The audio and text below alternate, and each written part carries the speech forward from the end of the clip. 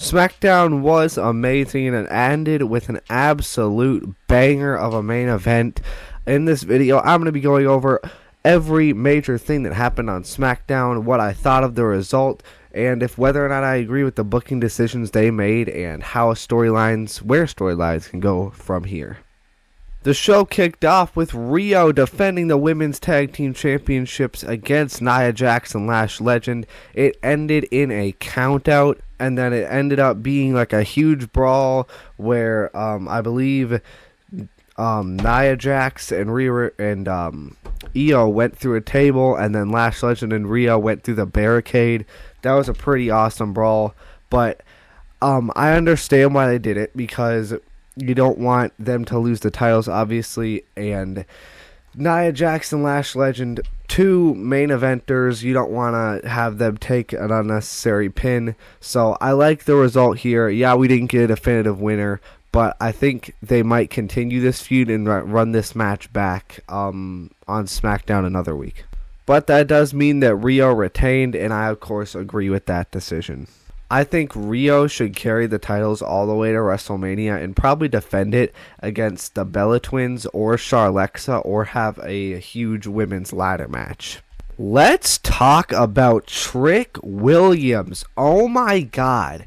Consistently every single week, this man is getting the biggest pops of the night, and the whoop that trick chants just keep getting louder and louder. He is an absolute megastar. He cut an incredible promo on Sami Zayn and said his breath smells like 10 pounds of bounce that ass, which I don't know what that even means, but it sounds insulting. Then he used his lemon pepper steppers to defeat Rey Fenix, and I of course think this was absolutely the correct decision, and Trick Williams is getting an insane amount of momentum, and the momentum is getting bigger and bigger each and every week, and Trick Williams is going to be a multi-time WrestleMania main eventer.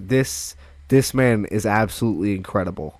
Next, we had an impromptu 10-man tag team match between MFT versus Carmelo Hayes, Ilya Dragunov, Matt Cardona, Apollo Crews, and Shinsuke Nakamura.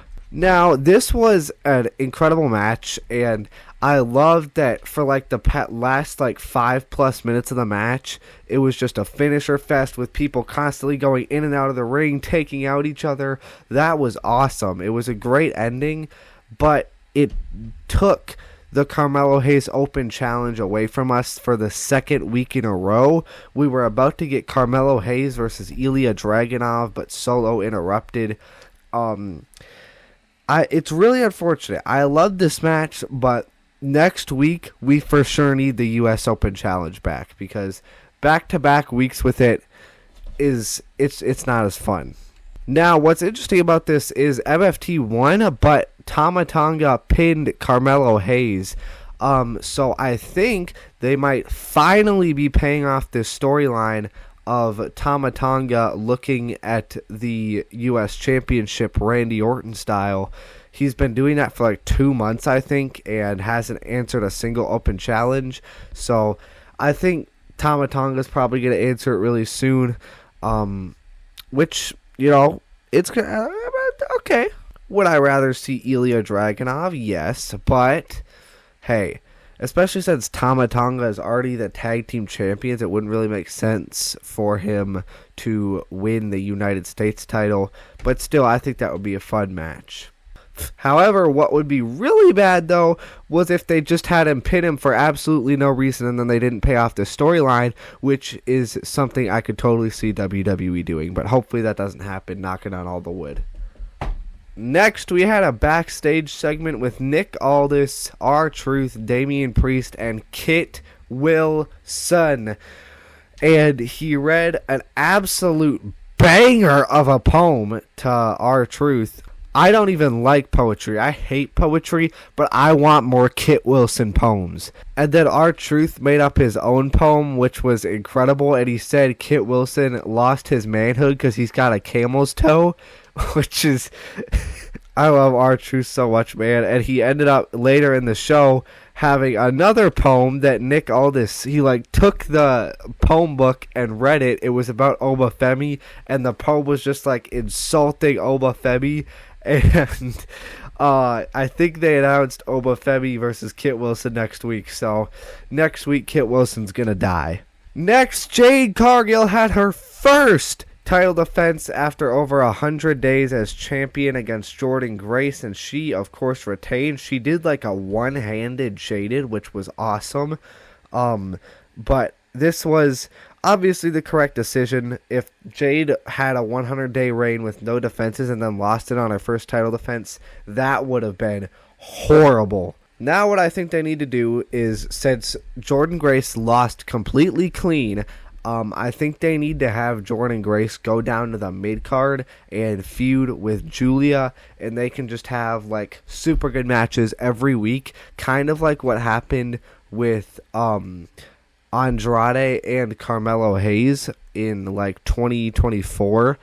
Just constantly, almost every week, just have banger, banger, banger, banger, and eventually maybe have Julia drop it to Jordynne Grace, or have her drop it to Tiffany Stratton. Which, speaking of Tiffany Stratton, assuming she loses in the Elimination Chamber, I think she should go down to the mid-card and win the United States Championship. Now, as far as Jade Cargill, where does she go from here?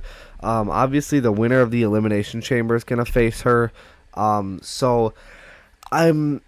If Bianca Belair, because if Bianca Belair is available, that's the option. That's the only correct option. You do Jade Cargill versus Bianca Belair, 1,000,000%. But if Bianca isn't available, then I think probably Charlotte Flair is the best option.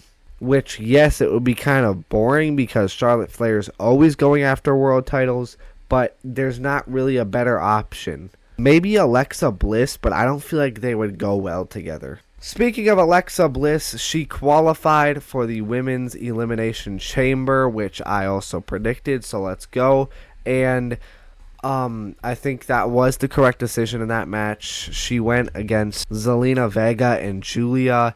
It doesn't really make sense for Julia to win because she's already the U.S. champion. Would it have been cool? Sure, but she probably wouldn't have ended up winning the Elimination Chamber.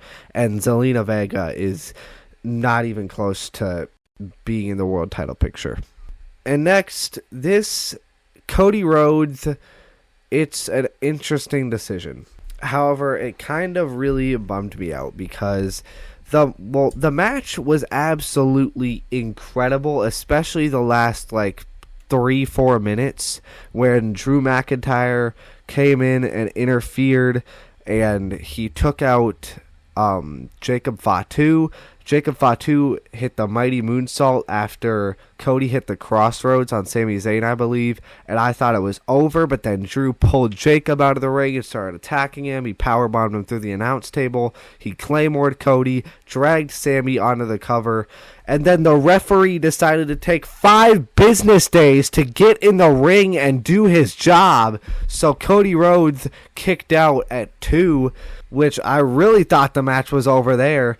But then Drew came back in the ring and started attacking him again. Then Sami hit the Helluva Kick on Drew, and then Cody hit the Crossroads on Sami and ended up winning, unfortunately. And the reason I say unfortunately is because, first of all, I hate Cody Rhodes, obviously, but second of all, that means that there won't be a triple threat at Elimination Chamber between Drew, Cody, and Jacob, which I would have loved because then Cody could win and then Randy could win the Elimination Chamber and face him at WrestleMania, but now it's basically guaranteed that Randy Orton isn't going to win the Elimination Chamber, and I really was hoping we were going to get Cody versus Randy at WrestleMania, but that is obviously not the case. So yeah, now I think it's probably an 80% chance that Cody wins the Elimination Chamber, and they just run back Cody versus Drew versus Jacob.